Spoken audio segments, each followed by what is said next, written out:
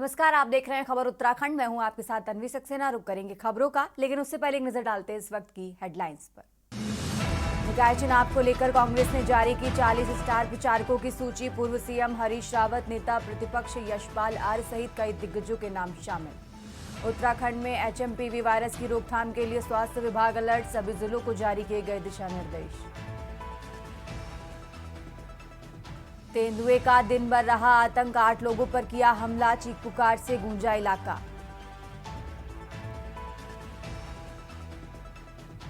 निकाय चुनाव में बागी प्रत्याशियों को नाम वापसी के लिए भाजपा ने दी 3 दिन की मोहलत, फिर होगी कार्रवाई। बीकेटीसी अध्यक्ष राजेंद्र राय का कार्यकाल आज होगा पूरा, नए की ताजपोशी पर धामी सरकार लेगी फैसला। पर्यटकों से गुलजार, बर्फ की सफेद चादर में लिपटा औली, बद्रीनाथ हेमकुंड साहिब में भी हिमपात। आप देख रहे हैं के न्यूज, खबरों का सारथी। और अब रुक करते हैं खबरों का। 38वें राष्ट्रीय खेलों के शुभंकर लोगो, जर्सी और टैगलाइन के प्रचार प्रसार के लिए चमोली जनपद में प्रमोशनल वैन का शुभारंभ किया गया। जिलाधिकारी संदीप तिवारी ने जिला कार्यालय गोपेश्वर से हरी झंडी दिखाकर इस वाहन को रवाना किया। ये प्रचार वाहन मस्कट मौली, जो राष्ट्रीय खेलों का शुभंकर है, उसके साथ 6 से 8 जनवरी तक जिले के सभी ब्लॉक प्रमुख शहरों और दूरस्थ ग्रामीण क्षेत्रों में यात्रा करेगा। ये वाहन लोगों को राष्ट्रीय खेलों से जुड़ने के लिए प्रेरित करेगा और खेलों के प्रति जागरूकता भी फैलाएगा।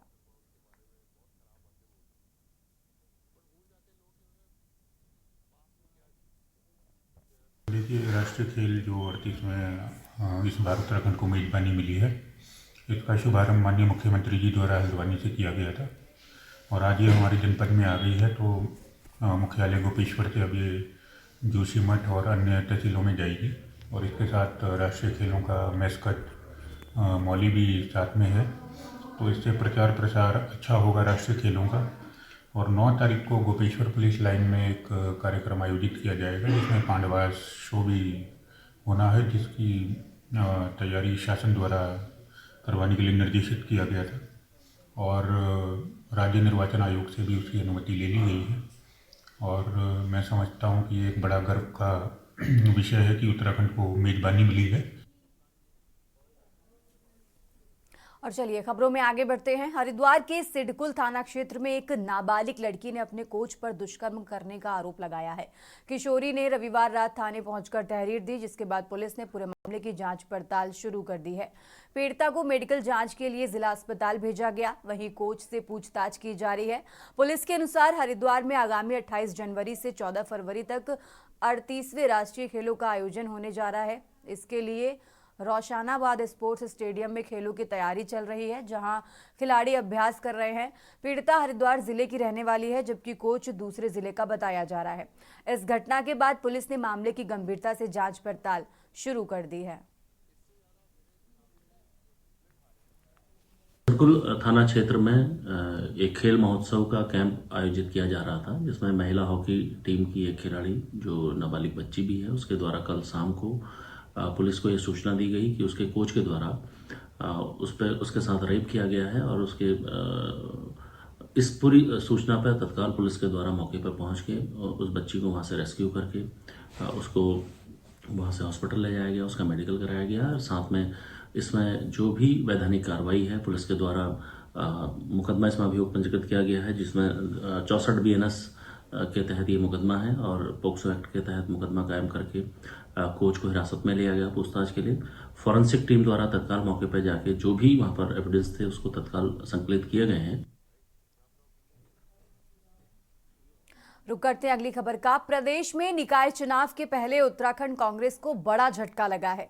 कांग्रेस के 3 बड़े नेताओं ने बीजेपी ज्वाइन की है। ये तीनों ही नेता कुमायूं मंडल के हैं। इन तीनों नेताओं के बीजेपी में शामिल होने से हरीश रावत की साख को भी बड़ा झटका लगा है। ऐसे में उन्हीं के इलाके से बड़े कांग्रेसी नेताओं का बीजेपी में शामिल होना हरीश रावत के लिए भी काफी बुरी खबर है।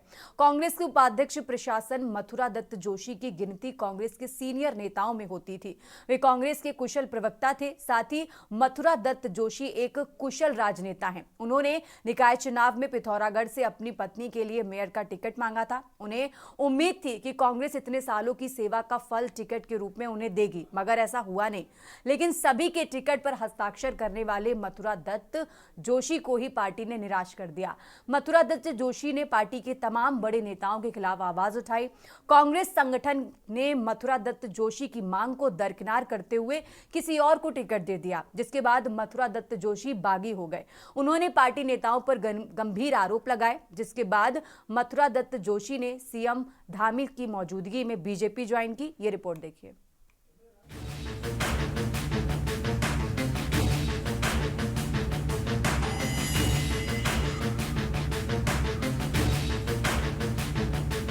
उत्तराखंड में निकाय चुनाव से पहले कांग्रेस को तगड़ा झटका लगा है। कांग्रेस के 3 दिग्गजों ने पार्टी छोड़ भाजपा का दामन थाम लिया है। ऐसे समय में कहीं न कहीं कांग्रेस को कुछ निकाय सीटों पर नुकसान भी हो सकता है। उत्तराखंड कांग्रेस के प्रदेश उपाध्यक्ष संगठन से इस्तीफा देकर मथुरा दत्त जोशी ने भाजपा का दामन थाम लिया। अपनी पत्नी को पिथौरागढ़ नगर निगम सीट से मेयर टिकट न मिलने से मथुरा दत्त जोशी नाराज चल रहे थे। वहीं उत्तराखंड कांग्रेस के वरिष्ठ नेता पूर्व राज्य मंत्री बिट्टू कर्नाटक और जगत सिंह खाती ने भी कांग्रेस पार्टी पर कार्यकर्ताओं की अनदेखी करने का आरोप लगाया है। इस मौके पर उनको भाजपा प्रदेश मुख्यालय में मुख्यमंत्री पुष्कर सिंह धामी और प्रदेश अध्यक्ष महेंद्र भट्ट की मौजूदगी में पार्टी का पटका पहनकर भाजपा की सदस्यता दिलाई। खाती जी की, क्योंकि पिथौरागढ़ मेरा जन्म स्थान है, इस नाते ये चाहे छात्र संघ में रहे हों, चाहे नगर पालिका में रहे हों, किसी न किसी रूप में मेरा हमेशा इनके साथ भी लगातार संवाद भी रहता था, लगातार मिलना था। अलग पार्टियों में होने के बाद भी हमेशा हम लोगों के आपस में हमेशा संबंध व्यक्तिगत रूप से अच्छे रहे और एक बड़ा इनका भी अनुभव है। जहाँ मथुरा दत्त जोशी जी ने 4 दशक से ज्यादा सुने थे, 4.5 दशक से ज्यादा कांग्रेस पार्टी में काम किया। बिट्टू भाई ने 3.5 दशक तक और 3.5 दशक तक हमारे जगत सिंह खाती ने। तो इन सब का आना निश्चित रूप से हमारे लिए भी बड़ा एक हम सबको ऊर्जा देगा। और ऐसे समय में आपने पार्टी ज्वाइन करी है, जब अभी निकाय का चुनाव चल रहा है और आपके आने से एक बड़ी शक्ति हम लोगों को मिलेगी और इनका जो प्रभाव है वो व्यापक है। और हाँ, ये जरूर है कि इतने तपे तपाए, इतने अनुभवी लोग आज हमारी पार्टी में शामिल हो रहे हैं। तो ये इन्होंने जिस पार्टी में इतना लंबा योगदान दिया है और योगदान देने के बाद आज जो पार्टी में शामिल हुए हैं, तो एक प्रश्न चिन्ह जरूर उस पार्टी पर खड़ा होता है। कहीं ना कहीं ऐसे लोग, जैसे आपने देखा कि बिट्टू कर्नाटक जी ने बार बार बोला कि एक सामान्य कार्यकर्ता के रूप में काम करेंगे। भारतीय जनता पार्टी किसी को किसी दल से छीनती नहीं है। उस दल की कमजोरी है जो अपने कार्यकर्ता को मान सम्मान देने की स्थिति में नहीं होती।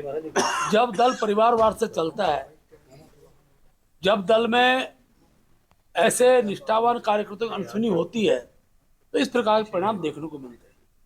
मैंने आज तीनों प्रमुख नेताओं को अपने दल में उनका मैंने स्वागत किया, अभिनंदन किया है। और मैं जानता हूं कि इन जैसे निष्ठावान और समय देने वाले कार्यकर्ताओं की उपयोगिता किस रूप में करनी है, इनके मान सम्मान को प्रभावी रूप से स्थापित करना, ये अब क्योंकि हमारे परिवार सम्मिलित हुए, इसकी चिंता मैं करूंगा। इसके जो हमारा स्थानीय निकाय का चुनाव है, इस स्थानीय निकाय चुनाव में इनके आने से भारतीय जनता पार्टी के कार्यकर्ता उत्साह भी बढ़ेगा। इस मौके पर सीएम पुष्कर सिंह धामी और महेंद्र भट्ट ने तीनों नेताओं का स्वागत किया और उनके पार्टी में पूरा मान सम्मान देने की बात कही। सीएम और प्रदेश अध्यक्ष भाजपा ने कांग्रेस पर जमकर निशाना साधा। वहीं कांग्रेस के 3 वरिष्ठ नेताओं के पार्टी छोड़ भाजपा का दामन थाम लेने पर कांग्रेस के मुख्य प्रवक्ता गरिमा महारा दसौनी ने कहा कि सत्ता लोभ के चलते ऐसे लोग कांग्रेस छोड़ भाजपा में जा रहे हैं। लंबे समय तक पार्टी में रहने के बाद कोई अपनी बूढ़ी माँ के साथ ऐसा कैसे कर सकता है। पार्टी माँ जैसी होती है, उसको ऐसे समय में छोड़कर जाना ये बताता है कि ऐसे लोग लालच के चलते पार्टी छोड़कर जा सकते हैं। अब कांग्रेस के नाराज नेताओं ने भी अपनी नाराजगी जताई और जमकर कांग्रेस का विरोध किया। मैंने जिस तरीके से कांग्रेस पार्टी में काम किया, मैं उसी निष्ठा के साथ भारतीय जनता पार्टी में काम करूंगा। ये बात मैंने पहले भी कही, ये बात फिर दोहरा रहा हूँ। हम लोग किसी डिमांड के साथ या किसी स्वार्थ के साथ यहाँ नहीं आए, भाजपा ज्वाइन नहीं कर रहे। जिस तरीके से जो हालत आज कांग्रेस पार्टी की हो गई है, अनिर्णय की स्थिति में कांग्रेस पार्टी है और कांग्रेस के वरिष्ठ नेताओं का जिस तरीके से आप द्वंद्व देख रहे हैं, पार्टी रसातल की तरफ जा रही है, बिखराव की तरफ जा रही है। हम जैसे लोग जिन्होंने अर्ध दशक तक काम किया है पार्टी में, अगर हम लोग पार्टी छोड़ रहे हैं तो ये सवाल उस पार्टी का है, उस पार्टी से पूछा जाना चाहिए कि आपके कार्यकर्ता क्यों छोड़ रहे हैं। देखिए, मुझे लगता है इसमें बहुत ज़्यादा सोच विचार करने की ज़रूरत ही नहीं है, विवेचना करने की ज़रूरत ही नहीं है। एक 10 साल का बच्चा भी बता सकता है कि कोई क्यों कांग्रेस छोड़ के भाजपा में जा रहा है। उस तरफ सत्ता है, उस तरफ पैसा है, उस तरफ सारी वो चीज़ें हैं जो आज कांग्रेस पार्टी के पास नहीं है। लेकिन असली व्यक्ति तो वही है जो चुनौतीपूर्ण और कठिन समय पर अपनी बूढ़ी माँ के साथ खड़े रहे। हमारा दौर निश्चित रूप से, हम एक पुरानी पार्टी हैं और हम विपक्ष में हैं, लेकिन इसका मतलब ये नहीं कि आप कपड़ों की तरह अपनी विचारधारा बदलें। तो मैं इसको सत्ता लौलुकता कहूँगी, इसे अवसरवादिता कहूँगी, इसे निखालिस रूप से लालच कहूँगी, अति महत्वाकांक्षा कहूँगी, जिसके चलते वो वहाँ गए हैं। उनका भविष्य वहाँ उज्जवल हो, ये कामना करती हूँ। उनको जो यहाँ कांग्रेस में नहीं मिल पाया वो वहाँ भाजपा में मिले, ये मैं कामना करती हूँ। लेकिन सिर्फ एक निवेदन सबसे है जाने वालों से कि जिस पार्टी को 40-45 साल तक आप लोग अपनी माँ कह के गए हैं, उस माँ को आप गाली देने का काम कम से कम ना करें। इतनी नैतिकता आपके अंदर, इतना ज़मीर जिंदा होना चाहिए। तो बार बार हर जगह ये बात उठाते हैं कि दोनों की नीतियाँ एक जैसी हैं और ये कभी उत्तराखंड की हितैषी हो नहीं तो केवल राजनीतिक लाभ चाहिए इन लोगों को। राजनीतिक लाभ कहाँ मिल रहा है? आज देखते देखते ये हाल हो गया कि अब बीजेपी को कांग्रेस ही बोलना ज़्यादा उचित रहेगा। मैंने ये हाल हो गया, सारे कांग्रेस वाले बीजेपी में चले गए, कल कांग्रेस की सरकार आएगी, सारे बीजेपी वाले फिर कांग्रेस में आएंगे। तो यहाँ केवल राजनीतिक लाभ के लिए राजनीति करते, इन्हें समाज की सेवा से कोई लेना देना नहीं बने और समाज के मुद्दों से भी कोई लेना देना नहीं होता है। इनको ये देखना है कि बस सत्ता में कहां से कैसे पहुंचे, सत्ता में कैसे जाए। कुल मिलाकर राज्य में 2027 में होने वाले विधानसभा चुनाव से पहले नगर निकाय चुनाव को सेमीफाइनल के तौर पर देखा जा रहा है। भाजपा कांग्रेस निकाय चुनाव के इस दंगल में आमने सामने है। इस बीच दोनों ही दलों में कार्यकर्ताओं की भारी नाराजगी भी सामने आई है। ऐसे में देखना होगा निकाय चुनाव के दंगल में किसकी जीत होती है और किसको हार का सामना करना पड़ता है। Uttarakhand desk report.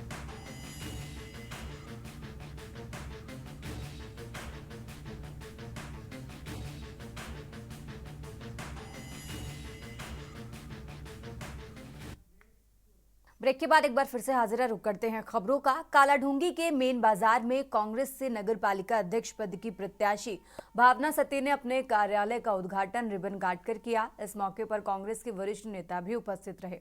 भावना सती, जो पूर्व नगर पंचायत अध्यक्ष दीप सती की पत्नी हैं, उनको महिला सीट मिलने के बाद कांग्रेस ने नगर पालिका अध्यक्ष पद का प्रत्याशी चुना है। उद्घाटन के दौरान भावना सती ने कहा कि अगर जनता उन्हें आशीर्वाद देकर जीत दिलाती है तो वो शिक्षा और अन्य मुद्दों का समाधान करेंगी। उन्होंने नगर पालिका में विकास कार्यों को अपनी प्राथमिकता बताया। सभी सम्मानित सदस्यों को पहले प्रणाम करना चाहूँगी और उनका बहुत बहुत धन्यवाद करना चाहूँगी जो यहाँ पर आप लोग उपस्थित हुए और विधि विधान पूर्वक हमारे कार्यालय का उद्घाटन हुआ। हम सभी से आप ये वादा करते हैं, शिक्षा, स्वास्थ्य और स्वच्छता में जो भी सुविधाएं हमसे उपलब्ध होंगी हम कराएंगे। और अभी मेरे युवा साथियों ने कुछ बताया था कि उन्हें पढ़ने के लिए निःशुल्क पुस्तकों की आवश्यकता है, तो हम निःशुल्क लाइब्रेरी का निर्माण करेंगे। और अगर मुझे जनता का सहयोग मिलता है, उनका आशीर्वाद मिलता है, तो मैं विश्वास दिलाना चाहूँगी कि मैं इस समाज में नशा मुक्त और भय मुक्त समाज देने का पूरा प्रयास करूँगी।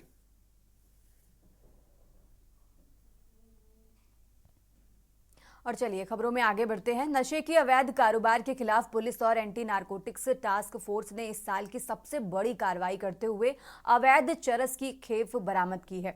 नैनीताल पुलिस और एएनटीएफ ने बड़ी कार्रवाई की। एसओजी और एएनटीएफ ने 2 अलग-अलग मामलों में 7 किलो चरस पकड़ी है। थाना खंसियू और एएनटीएफ ने 5 किलो चरस और चोरगलिया थाना पुलिस और एसओजी ने करीब 1.5 किलो चरस बरामद की। दोनों मामलों में 5 तस्करों को गिरफ्तार किया गया है। इन मामलों में एनडीपीएस एक्ट के तहत अभियोग पंजीकृत अग्रिम कार्रवाई की जा रही है। वहीं दूसरी ओर पुलिस ने एक चोरी का भी खुलासा किया, जिसमें 4,80,000 रुपए के जेवरात के साथ शातिर चोरों की गिरफ्तारी की गई। पिछले कुछ दिनों हमने कुछ और केस भी किए थे जिसमें कुछ लोगों से इसमें की बरामदी हुई थी। आज हमारी जो खंशु थाने की टीम है और चोरगले थाने की जो टीम है, उनके द्वारा अलग अलग प्रकरणों में कुछ अभियुक्तों को चरस के साथ में गिरफ्तार किया है। इन दोनों प्रकरणों में मिला के 5 अभियुक्तों की गिरफ्तारी हुई है और इनके कब्जे से लगभग 7 किलो के आसपास जो चरस है वो बरामद की है। इस सारे प्रकरण में जो अभियुक्त हैं उनमें से 1-2 अभियुक्त का जो आपराधिक इतिहास है। अब इसमें ये लोग कहाँ से खरीद के ला रहे हैं और किसको सप्लाई करने जा रहे हैं, उस संदर्भ में भी विवेचना हो रही है। तो ये जो इस तरीके के नशे के खिलाफ जो पुलिस ने कार्रवाई की है, इसमें मेरी तरफ से टीम को इनाम दिया जा रहा है। और इसमें चूँकि कुमाऊँ जो रेंज की एएनटीएफ भी शामिल है, तो उसकी भी जो इनाम की घोषणा है वो डीआईजी कुमाऊँ क्षेत्र के स्तर पर की जा रही है। रुक करते अगली खबर का। अध्यक्ष पद के निर्दलीय प्रत्याशी दीपक भट्ट के कार्यालय का शुभारंभ हुआ। प्रचार की बढ़ती गति। खटीमा नगर पालिका अध्यक्ष पद के प्रत्याशी दीपक भट्ट ने अपने कार्यकर्ताओं और समर्थकों के साथ मेलघाट रोड स्थित राजीव नगर में अपने चुनाव कार्यालय का उद्घाटन किया। उद्घाटन के बाद भट्ट ने चुनाव प्रचार तेज कर दिया। भट्ट ने डोर टू डोर प्रचार करते हुए मतदाताओं से अपने पक्ष में वोट करने की अपील की। इस दौरान उनके कार्यकर्ताओं और समर्थकों में भारी जोश देखा गया और उन्होंने भट्ट के पक्ष में नारे भी लगाए। दीपक भट्ट ने विश्वास जताया कि खटीमा की जनता से उन्हें आशीर्वाद और समर्थन मिलेगा।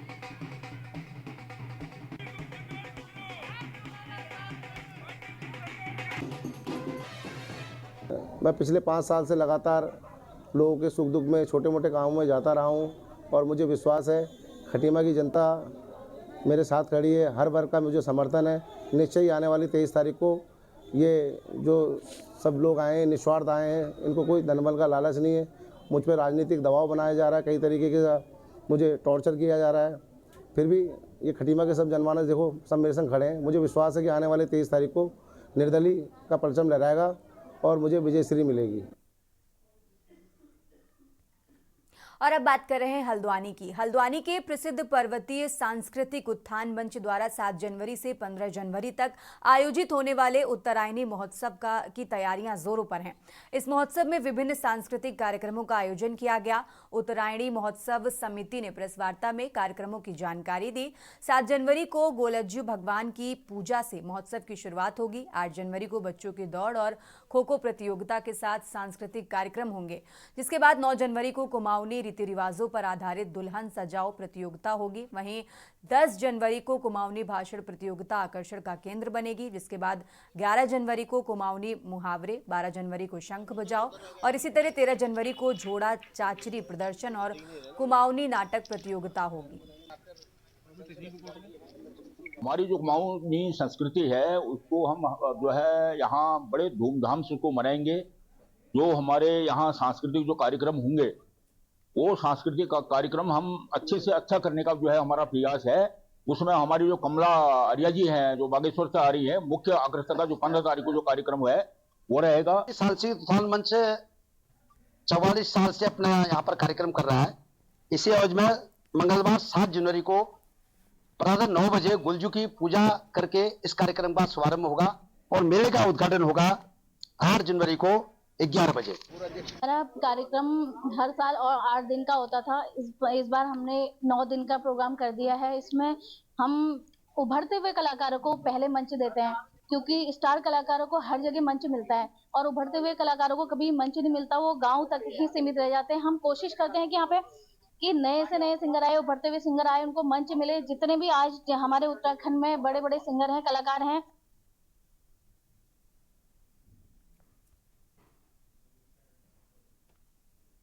उत्तराखंडी खबरों में आगे बढ़ते हैं। हल्द्वानी में जिला प्रशासन और लोक निर्माण विभाग ने कोट गोदाम में अतिक्रमण हटाने के लिए जेसीबी का इस्तेमाल किया। इस दौरान 1 दर्जन से ज्यादा पक्के भवनों को जेसीबी से गिरा दिया गया। सिटी मजिस्ट्रेट एपी वाजपेयी ने बताया कि शहर में चौराहों और सड़क चौड़ीकरण का काम पिछले 6 महीने से चल रहा है। अतिक्रमण हटाने के लिए प्रशासन ने पहले ही निर्देश दिए हैं, लेकिन ना हटने पर जेसीबी के माध्यम से अतिक्रमण को हटाया गया। प्रशासन ने लोक निर्माण विभाग को 20 जनवरी तक सड़क चौड़ीकरण और नवीनीकरण का काम पूरा करने के निर्देश दिए, ताकि आगामी राष्ट्रीय खेलों के दौरान आवागमन में कोई समस्या ना हो।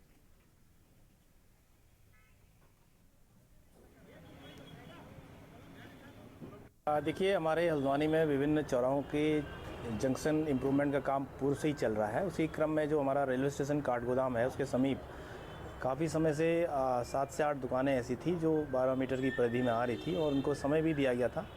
उनके द्वारा सहमति भी यद्यपि व्यक्त की गई थी, लेकिन ये देखा गया कि उनके द्वारा स्वयं अतिक्रमण नहीं हटाया जा रहा था। तो उसी क्रम में आज लोक निर्माण विभाग के द्वारा ये बलपूर्वक अतिक्रमण हटाया गया है। रामनगर में नशेड़ियों के आतंक से परेशान लोगों को राहत दिलाने के लिए रामनगर कोतवाली पुलिस ने एक बार फिर से नशेड़ियों के खिलाफ नगर के विभिन्न इलाकों में अभियान चलाते हुए भारी संख्या में नशेड़ियों को गिरफ्तार किया।